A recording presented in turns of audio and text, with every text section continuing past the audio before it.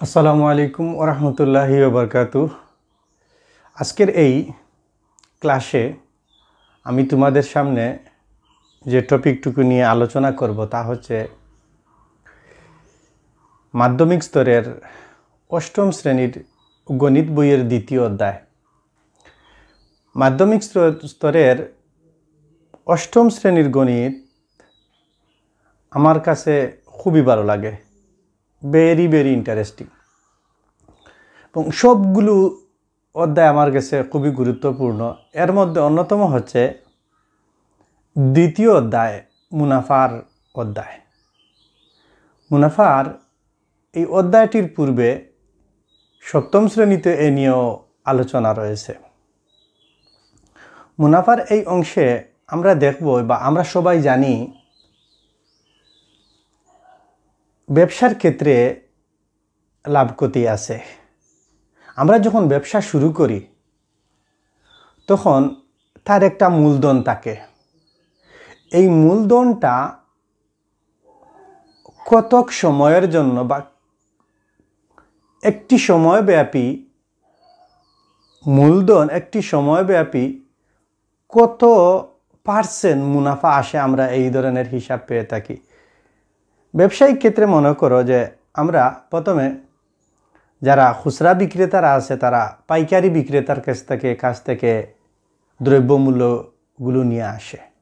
এগুলো নিয়ে আসার পর তারা তাদের বিক্রয়ের ক্ষেত্রে তাদের যাতায়াত খরচ, তাদের দোকানের ভাড়া, তাদের দোকানের আনুষঙ্গিক বিদ্যুৎ খরচ, আরও অনেক ধরনের খরচ থাকে।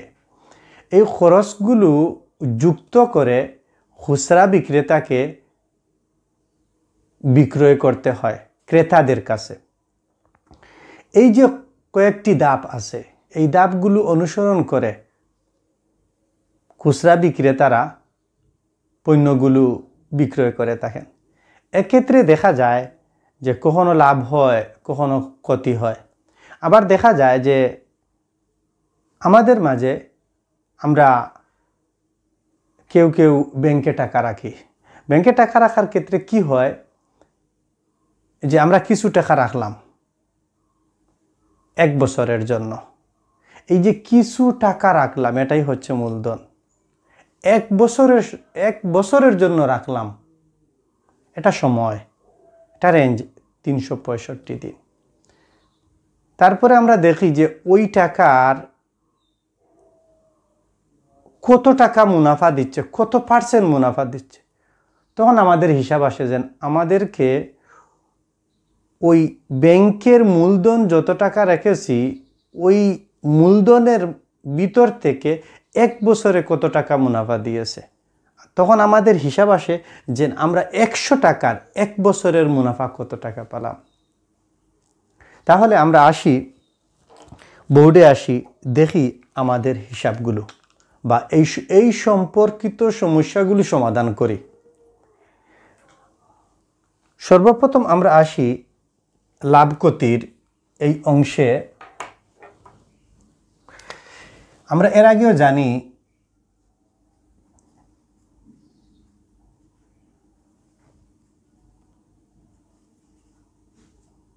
লাভ ক্ষতি। আমরা জানি যে যদি কোনো পণ্য বিক্রয় করলে লাভ হয় তাহলে এটার একটা সূত্র আছে, লাভ সমান বিক্রয় মূল্য বিয়োগ ক্রয় মূল্য। আবার যদি কোনো পণ্য বিক্রয় করার পরে ক্ষতি হয় তখন আমরা তারও হিসাব পেয়ে থাকি, কত টাকা ক্ষতি হলো। তখন আমরা এই হিসাব করে থাকি যে ক্রয় মূল্য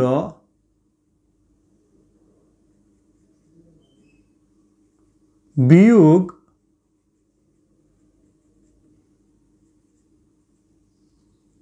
বিক্রয় মূল্য। এই হিসাবটুকু আমরা করে থাকি।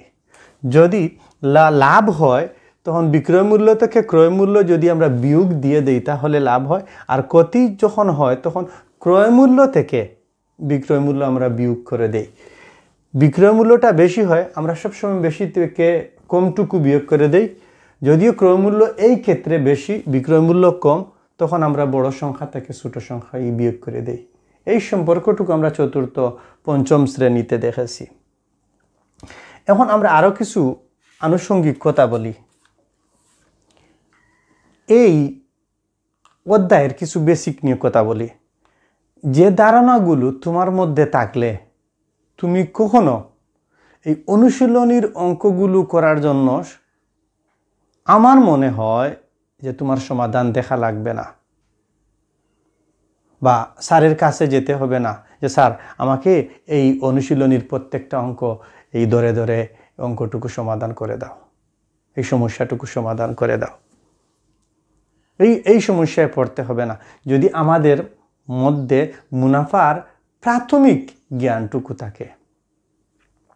মনে করো আমাদের বইয়ের মধ্যে দেওয়া আছে, মেইন বই 14 নম্বরে মুনাফা মধ্যে দেওয়া আছে যে ফরিদা বেগম ব্যাংকে কিছু টাকা রাখলেন, 10,000 টাকা রাখলেন। যখন ব্যাংকে ফরিদা বেগম কিছু টাকা রাখলেন, তখন ওই টাকাটা তার মূলধন। তিনি ব্যাংকে টাকা রাখার পরে 1 বছর পরে ব্যাংকে যাওয়ার পরে দেখলেন যে ওই টাকার মধ্যে ব্যাংক তাকে 700 টাকা মুনাফা দিয়েছে। কয় বছরের মধ্যে? 1 বছরের মধ্যে। কত টাকা মূলধনের মধ্যে? 10,000 টাকা মূলধনের মধ্যে কত টাকা মুনাফা দিয়েছে? 700 টাকা মুনাফা দিয়েছে। এইসব হিসাব নিকাশ আমরা করে থাকি। এখন আসো আমরা একটি কথা চিন্তা করি যে মনে করো যে তুমি ব্যাংক থেকে 10% মুনাফা পেলে। কয় পার্সেন্ট?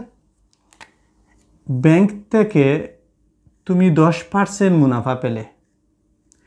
এই কথাটুকুর অর্থ কি?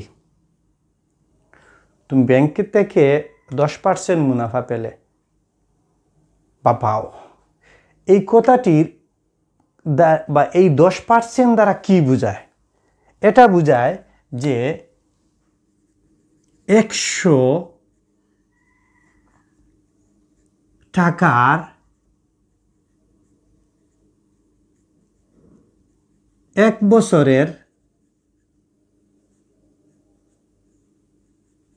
মুনাফা 10 টাকা।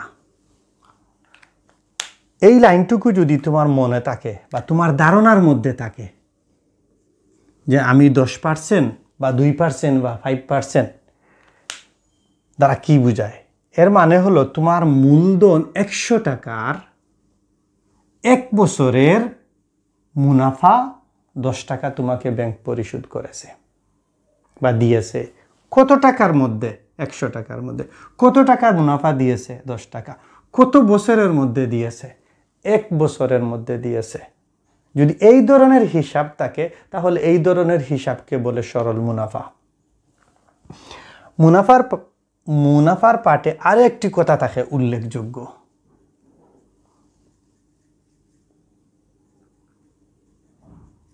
শতকরা। এই শতকরা যখন আমরা বলি তখন আমরা মনে করি 100%। কত পার্সেন্ট? 100%। এই 100 এর জায়গায় এই 100 এর জায়গায় আমরা 100 লিখে নেব, আর পার্সেন্টেজের পরিবর্তে আমরা 100/1 লিখে নিব। কত আসলো? 1। আমরা দেখেছি 4th শ্রেণীতে 5ম শ্রেণীতে যদি একজন 10 জন মজুর বা শ্রমিক 10 দিনে 10 জন মজুর 10 দিনে যদি একটি পুকুর খনন করতে পারে, তাহলে একজনে কয় দিনে পুকুরটি খনন করতে পারে? প্রতি ক্ষেত্রে আমরা দেখেছি যে কয়জনের হিসাব? একজনের হিসাব। এই শতকরার হিসাব করতে গিয়ে তখন আমরা দেখি কতর হিসাব করি? 1 এর হিসাব করি। আসো আমরা কিছু সংজ্ঞাতে যাই। প্রথমটা হলো মুনাফার হার। এই জায়গায় মুনাফার হার কত টাকা? 10%। মুনাফার হার কত পার্সেন্ট? 10%। কত টাকার মধ্যে? 100 টাকার মধ্যে। মুনাফা কয় টাকা বা কত টাকা? 10 টাকা। কত বছরের? 1 বছরের। কত টাকার? 100 টাকার। কত টাকার? 100 টাকার। এই ধরনের মুনাফাকে সরল মুনাফা বলে। এই সরল মুনাফার ক্ষেত্রে 1 বছরের হিসাব নিকাশ করা হয়। আমরা আসি মুনাফার হার, কয়েকটি শব্দের সাথে পরিচিত হই। আমরা যে মূলধন বলি,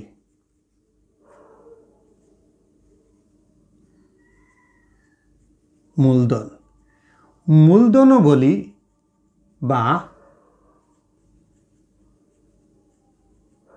আসল বলি। এই মূলধন বা আসলকে আমরা বলি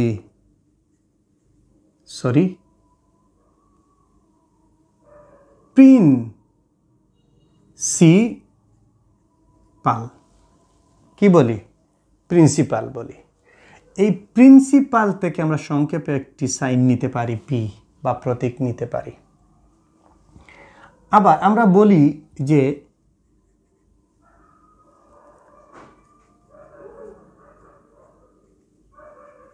মুনাফার হার। কি বলি? মুনাফার হার বলি। এই হারকে আমরা বলতে পারি রেট অফ ইন্টারেস্ট। কি বলি? Rate of interest. এই রেট অফ ইন্টারেস্টের একটা আমরা প্রতীক নিতে পারি, যে মুনাফার হার এর পরিবর্তে আর নিতে পারি।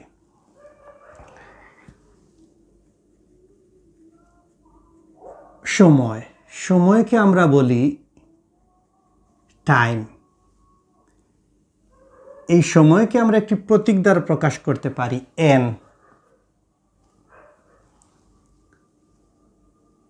সরল মুনাফা,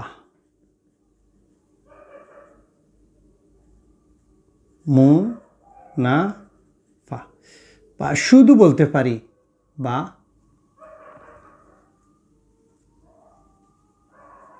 মুনাফা। এই মুনাফাকে আমরা বলি সিম্পল প্রফিট বা শুধুমাত্র বলি প্রফিট। এর থেকে আমরা নিতে পারি একটা প্রতীক আই। কি নিতে পারি? আই নিতে পারি। তারপর আমরা বলতে পারি বৃদ্ধি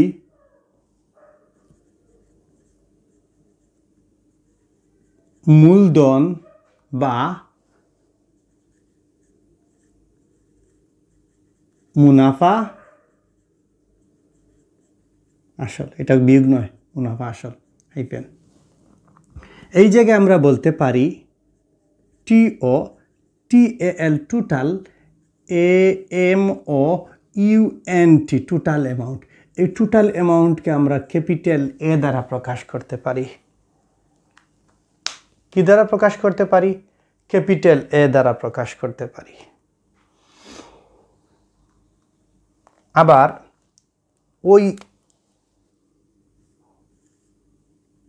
ওই মুনাফা আসলকে আমরা প্রকাশ করতে পারি যে মুনাফা যোগ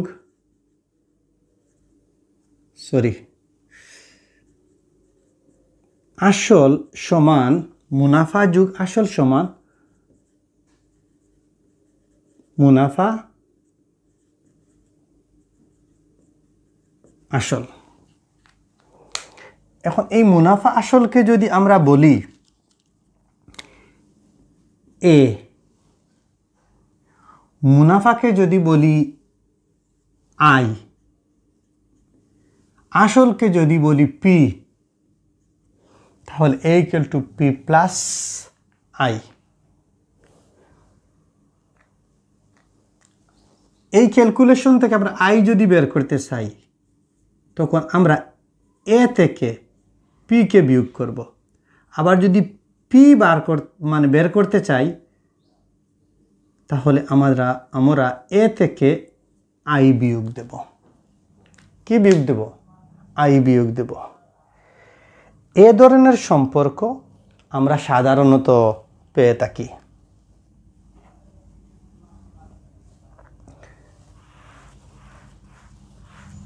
আসো আমরা আবারও এই সিম্পলগুলোর সাথে পরিচিত হই। যদি কখনো আমাদেরকে মূলধন বলে আমরা বলবো পি। যদি কখনো আমাদেরকে বলে মুনাফার হার বা রেট অফ ইন্টারেস্ট আর, যদি মুনাফা বলে আই, যদি সময় বলে এন। এই 4টি প্রতীক থেকে 3টি প্রতীকের মান দেওয়া থাকে, একটি প্রতীকের মান বের করতে হয়। কয়টি প্রতীক? 3টি প্রতীক দেওয়া থাকে। যে কোনো 3টির মান দেওয়া থাকবে, অপরটির মান বের করতে হবে। তো আমরা গণিত বইয়ের 3 নাম্বার উদাহরণটি করি। 3 নাম্বার উদাহরণের মধ্যে আমরা দেখব যে কি কি উপাত্ত দেওয়া আছে। উপাত্ত কয়টি? 4টি। আসল, রেট অফ ইন্টারেস্ট বা মুনাফার হার, সময়, মুনাফা। এই 4টি উপাত্তের মধ্যে 3টি দেওয়া থাকবে, একটির মান নির্ণয় করতে হবে। আমরা এই মুহূর্তে যে টপিক নিয়ে আলোচনা করব এটা হলো মুনাফা নির্ণয়। কি নির্ণয়? মুনাফা নির্ণয়। আমরা এইটি পড়ব যে রমেশ সাহেব ব্যাংকে 500 টাকা জমা রাখলেন। ওই রমেশ সাহেব ব্যাংকে 500 টাকা জমা, ওই 500 টাকাই হলো আসল বা মূলধন বা প্রিন্সিপাল পি। এবং ঠিক করলেন আগামী 6 বছর। কত বছর? ওই আগামী 6 বছর সময়, এই 6 হবে এন এর মান। কত বছর? 6 বছর। সময়, টাইম। 6 বছর তিনি ব্যাংক থেকে টাকা উঠাবেন না।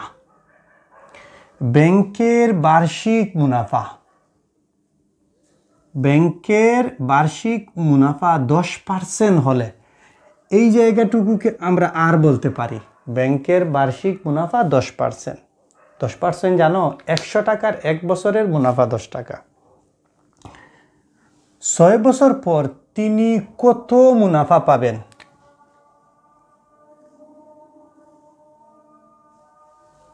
প্রশ্ন 1 নম্বর প্রশ্ন। 2 নম্বর প্রশ্ন বলছে মুনাফা আসল কত হবে? এই মুনাফা আসলটা হলো টোটাল অ্যামাউন্ট। মুনাফা আসলটা হলো টোটাল অ্যামাউন্ট। এখন আমরা যখন এই প্রতীকগুলোর সাহায্যে প্রকাশ করছি তাহলে আমরা ঐকিক নিয়মে অঙ্কগুলো সমাধান না করে একটি সূত্রের মাধ্যমে অঙ্কগুলো সমাধান করি। সর্বপ্রথম বলবো যে আমরা জানি I equal to PRN।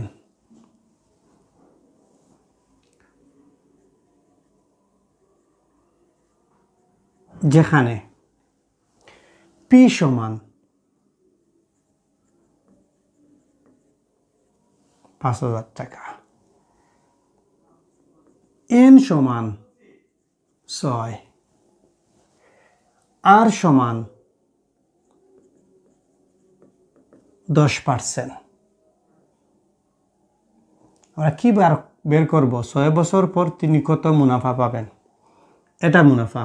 I equal to PRN। আমরা জানি I equal to PRN। আমরা মানটুকু বসাবো।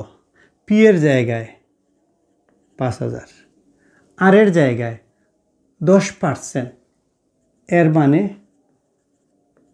100/10। 100/10 কত বছর? N এর মান 6। ওকে, এই 5000 গুণ 100/10 গুণ 6 হয় না? হয়। এটা কাটাকাটি করলাম।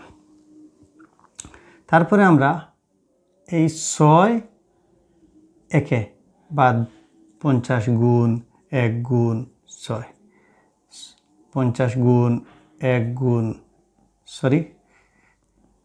গুণ 6, 5 6 30, 300 না 3000,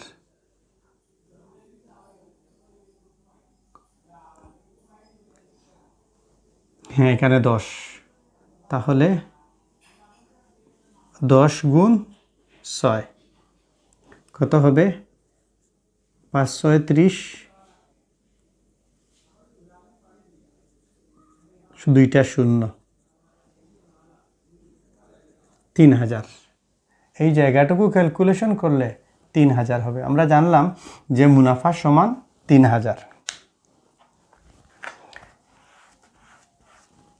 প্রথম প্রশ্নটির উত্তর আমরা পেয়ে গেলাম। তারপরে হবে মুনাফা আসল। অতএব আমরা জানি মুনাফা আসল বলতে টোটাল অ্যামাউন্ট এ সমান পি প্লাস আই। পি কত? 5000। মুনাফা কত?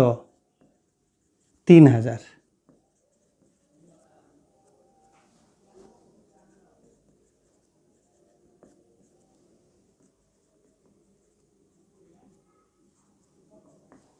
এই দুইটি উত্তর।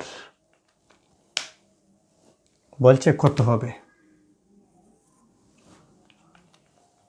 আমরা খুব সহজে এই মানগুলা নির্ণয় করতে পারি। পরের অঙ্কতে আসো। দ্বিতীয় টপিকে যখন আমরা আসব দেখব যে আসল বা মূলধন নির্ণয়। প্রথম টপিক দেখেছি কি, যে মুনাফা নির্ণয়। দ্বিতীয়টা টপিক আসল বা মূলধন নির্ণয়। উদাহরণ 4, শতকরা বার্ষিক 8 সমস্ত 2/1 টাকা মুনাফায়। এই শব্দটা যেই জায়গায় তোমরা দেখবে মুনাফায় অন্তস্থ এই মুনাফায় থাকলে এই জায়গাটুকুকে তুমি ধরে নেবে রেট অফ ইন্টারেস্ট। দ্বিতীয় প্রশ্ন করছে কত টাকার। এই কত যখন থাকবে তোমাকে প্রশ্ন করবে এই কত টাকা চাইছে, মানে বা চেয়েছে আসল বা মূলধন। কত বছর? 6 বছরের এন। 6 বছরের মুনাফা। 6 বছরের মুনাফা কত টাকা? আই সমান 2550। এইখানে লিখি আমরা যে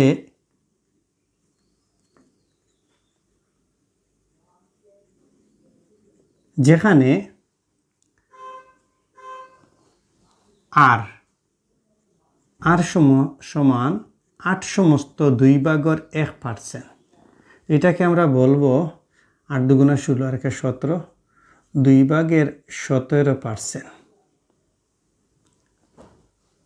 কত বছরের? এন সমান 6। কত টাকার? আই সমান 2550। কত টাকার? এইটুকু আমাদেরকে নির্ণয় করতে হবে, মানে আসল বা মূলধন নির্ণয় করতে হবে। এখানে বলবো যে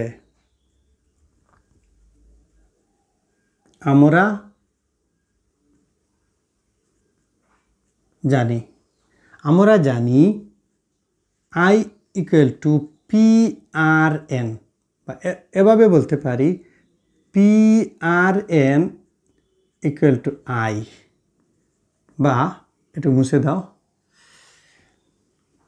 এই পি এর জায়গায় পি, আই এর জায়গায় আই, এই জায়গায় বাম পক্ষে গুণ অবস্থায়, ডান পক্ষে ভাগ অবস্থায়। ওকে, তারপরে হিসাবটুকু আয়ের মান বসাও। কত হবে যে আয়ের জায়গায় আমি আই বসিয়ে দেব, এনের জায়গায় আমি 6 বসাবো বা 6 বসাবো। আর এর মান কত, এইটুকু লক্ষ্য করো। এইটুকু বলতে হলো 100 ভাগের 2 ভাগের 17। 100 ভাগের এত লিখি, এটা মুছে দেই। 6 100 ভাগের 2 ভাগের 17।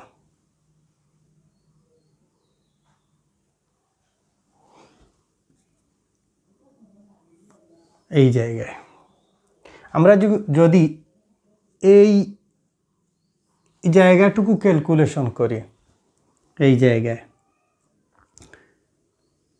এর নিচে একটি 1 আছে, 100 এর নিচে 17 ভাগের 2 বা 2 ভাগের 17। এই ভাগের পরিবর্তে গুণ, 1 উপরে 100 নিচে হলো 17 একে 17, 200। কত? 200। তাহলে আমরা এই জায়গায় বলবো 17 গুণ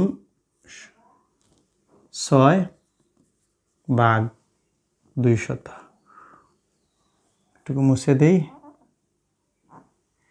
এই জায়গায় কি আই, একটু নিচে ক্যালকুলেশনটা নিচে নিচে করে নেবা।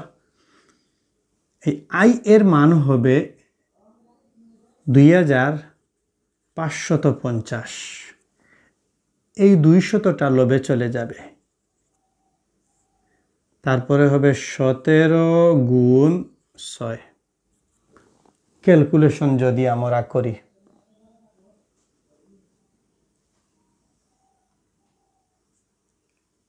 3 দুগুণা 6,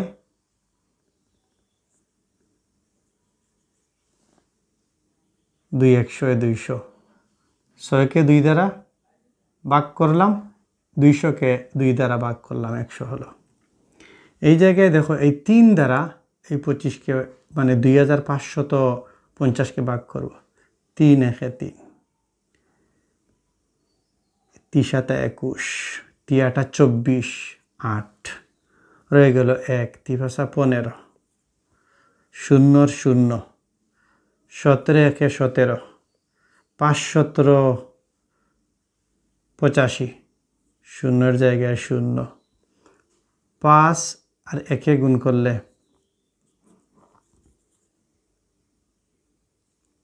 5, 0 একটা 2টা 3টা।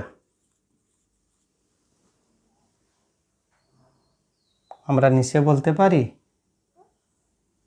এর নিচে যে অতএব পি সমান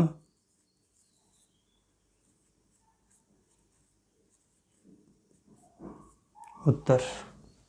হার 3 নম্বর ধাপে আমরা মুনাফার হার নির্ণয় করব। মুনাফার হার বলতে rate of interest R, small r. উদাহরণ 5 এর মধ্যে দিয়েছে যে শতকরা বার্ষিক কত মুনাফায়, শতকরা বার্ষিক কত মুনাফায়। এর আগের অঙ্কে তো আমি বলেছি অন্তস্থ অ, মুনাফায় মানে এতটুকু জায়গা আর। কত টাকার? 3000 টাকার আসল। কত বছরের? 5 বছরের। এন সমান মুনাফা কত টাকা? 1500 টাকা বা 1500 টাকা। প্রশ্নটা এভাবে হয়েছে যে বার্ষিক শতকরা কত মুনাফায়, বার্ষিক কত মুনাফায় মানে কত পার্সেন্ট মুনাফা পেলে 3000 টাকার মধ্যে 5 বছরের মুনাফা আমরা পাবো 1500 টাকা। এই জায়গায় আমরা লিখি এইভাবে যে যেখানে পি সমান 3000, এন সমান 5 বছর, মুনাফা আই সমান নির্ণয় করব কি আর এখানে বলবো যে আমরা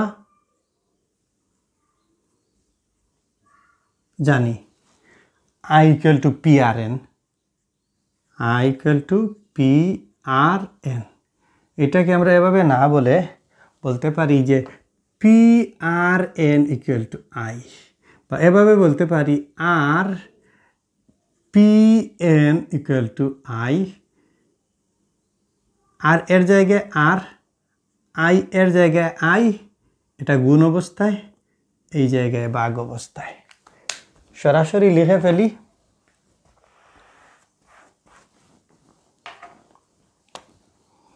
যে R equal to I by বা P by P N by I, আর যখনই আমরা বাম পক্ষে রেট অফ ইন্টারেস্ট বা আর থাকবে, ডান পক্ষে অবশ্যই 100 দ্বারা গুণ করতে হবে বা 100 দ্বারা। আই এর মান কত? 1500, অবশ্যই লবের সাথে গুণ হবে। পি এর মান কত? 3, এন এর মান কত? 5। এই জায়গায় ক্যালকুলেশন করি ভেঙে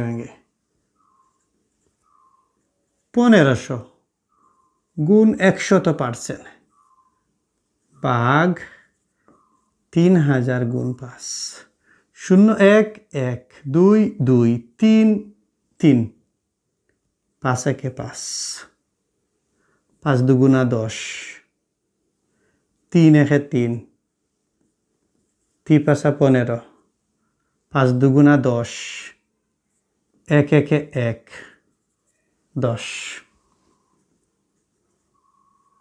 এই পার্সেন্টেজ বা শতকরা, এই সহজভাবে আমরা অঙ্ক নির্ণয় করতে পারি। এই সহজ উপায়ে আমরা অঙ্ক নির্ণয় করতে পারি। মুনাফার হার নির্ণয়ের দ্বিতীয় অঙ্কের মধ্যে উদাহরণ 6 দেওয়া আছে, কোনো আসল, এর মানে আমাকে আসল নির্ণয় করতে হবে। 3 বছরের এন এর মান, মুনাফা আসলে 5500 টাকা হয়। এই মুনাফা আসল টোটাল অ্যামাউন্ট বা ক্যাপিটাল এ। তারপরে বলছে মুনাফা, আমরা এর আগে অঙ্ক দেখেছি পুত্রের বয়স বা পিতার বয়স পুত্রের বয়সের কত গুণ। এই জায়গায় বলছে যে মুনাফা আসলের 8/3 অংশ হলে আসল ও মুনাফার হার নির্ণয় করো।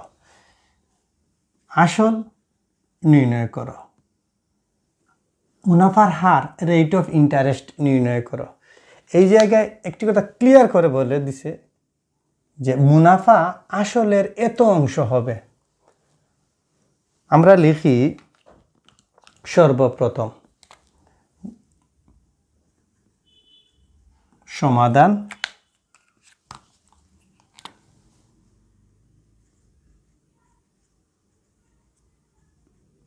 আমরা জানি P plus I equal to A, বা পি এর জায়গায় পি। এই জায়গায় বলছে মুনাফা আসল এর 8/3 অংশ কত? পি এর আসল এর জায়গায় যে আমি এভাবে বলি, আসল এর 8/3 অংশ। আসল এর পরিবর্তে গুণ 8/3। তাহলে এই আসলের পরিবর্তে আমরা কি ধরতে পারি? পি ধরতে পারি। তাহলে P into 8/3 equal to A. বা এই দুইটি থেকে আমরা পি কমন নিয়ে আসতে পারি।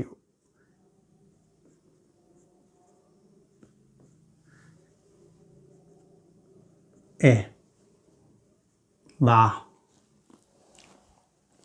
এইটুকু আমরা ক্যালকুলেশন করি। 1 যোগ 8/3, 1 আর 8 লসাগু 8। হ্যাঁ, 8 যোগ 3 কত হলো? 11। 8/11 পি ইন্টু 8/11 এর জায়গায় এ। বা পি ইকুয়াল টু, এখন এর মান বসিয়ে দেব কত? 5500। এর মান কত? এই জায়গায় আরেকটু জিনিস করলে ভালো হতো। এই 8 লবের সাথে গুণ হবে, 11 হরের সাথে গুণ হবে। যদি না বুঝে থাকো তাহলে দেখো, পি ইন্টু 8/11 5500। এর নিচে একটা 1 আছে, এইটার সাথে এইটা গুণ, এটার সাথে এইটা গুণ, আড়াআড়ি গুণ, এটা হবে। ওকে,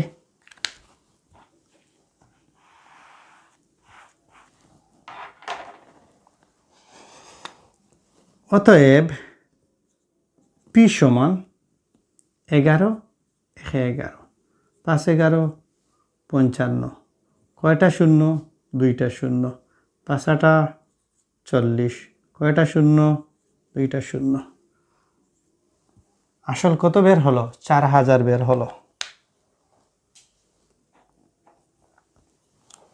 ওকে, এর নিচে লিখে নিও, আমি ডান পাশে লিখে নিচ্ছি। এখন নির্ণয় করব মুনাফার হার। অতএব বা লিখব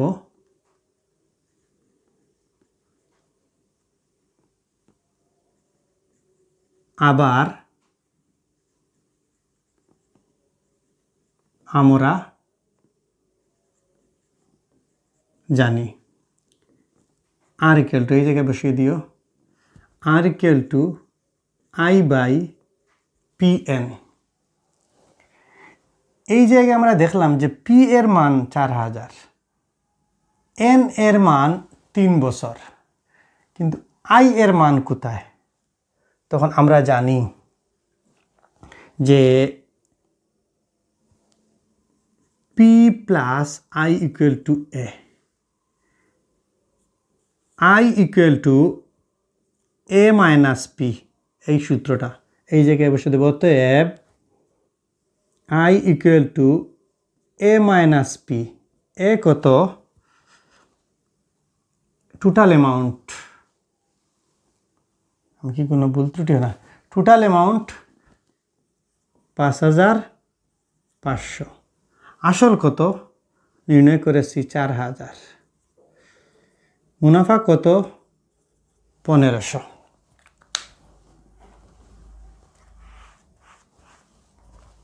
তাহলে এই জায়গায় আমি লিখি, বা এই জায়গায় লিখব, যেখানে পি 4000, এন 3 বছর, আই প্রফিট বা মুনাফা 1500, আর কত? আর তখন এই জায়গায় আমরা বসিয়ে দেব যে আই এর মান 1500 গুণ, আমরা জানি যে বাম পক্ষে আর থাকলে ডান পক্ষে 100% দ্বারা গুণ। পি এর মান কত? 4000। এন এর মান কত? 3। 1 1 1 1 1 1। ওকে, 3 1 3, 3 5 15, 0 0। উপরে কত হবে? 50-এর সাথে পার্সেন্টেজ আসবে, নিচে কত 4, তাহলে এই 4 দ্বারা যদি গুণ করি 1, 4 12 48, 4 12 48, খুব সুন্দরভাবে করি, কত 5 0, 4 একে 4, কত থাকলো 1, 0 নামাও, কত হবে 4 2 8, এখানে দশমিক, সরি 10 থেকে 8 যদি চলে যায় 2, দশমিক দাও 0 দাও, 4 5 20, 0, এই জায়গায় উত্তর হবে 12.50 দেও, দশমিকের পরে 1 ঘর থাকলে এরপরে এটা 0 থাকে, পার্সেন্টেজের জায়গায় পার্সেন্টেজ।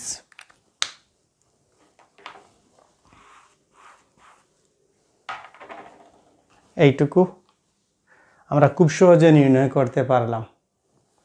আসো পরবর্তী অঙ্কতে। সময় নির্ণয়ের ক্ষেত্রে একটি অঙ্ক আমরা দেখব, একটি সমস্যা, উদাহরণ 7 মেইন বইয়ের। বার্ষিক 12% মুনাফায়, আমি একটু আগে 3 নম্বর বার বললাম, যখনই অন্তস্থ তখন রেট অফ ইন্টারেস্ট মানে আর এর মান 12%, কত বছরে এন, এই জায়গায় আমরা সময় নির্ণয় করব। 10,000 টাকার আসল বা মূলধন, মুনাফা 4,800 টাকা, আয় এর মান 12% মুনাফায় 10,000 টাকার মুনাফা 400 টাকা পাবো, কত বছরে পাবো? এন বছরে পাবো। এন এর মান নির্ণয় করি।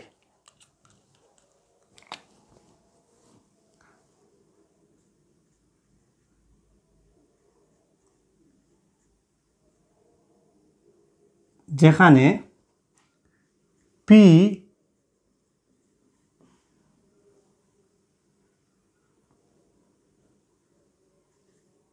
আর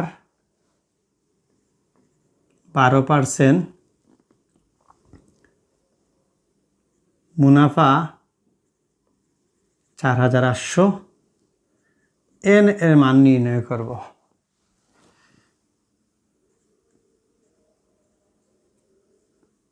আমরা জানি এন সমান পি আর বাই আই, মানে I equal to P R N calculation করলে একটা রূপ, আর একটা রূপ P equal to R N by I, 2 নম্বর রূপ। 3 নম্বর রূপ R equal to I by P N গুণ 100%।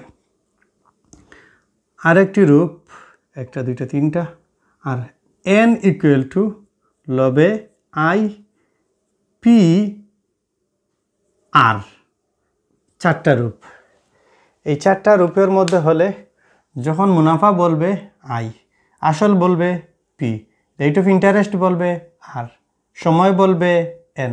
একটি যেহেতু তার উপাত্ত 4টি আছে, আই পি আর এন, তখন যে কোনো 3টির মান দেওয়া থাকবে, একটির মান আমরা নির্ণয় করব। আসো আমরা এইটুকু বলি। লক্ষ্য করো, আমরা এই জায়গায় আই এর মান কত 4,800, পি এর মান কত 10,000, আর এর মান কত 100/12। এই 100টা অবশ্যই এই জায়গায় চলে যাবে।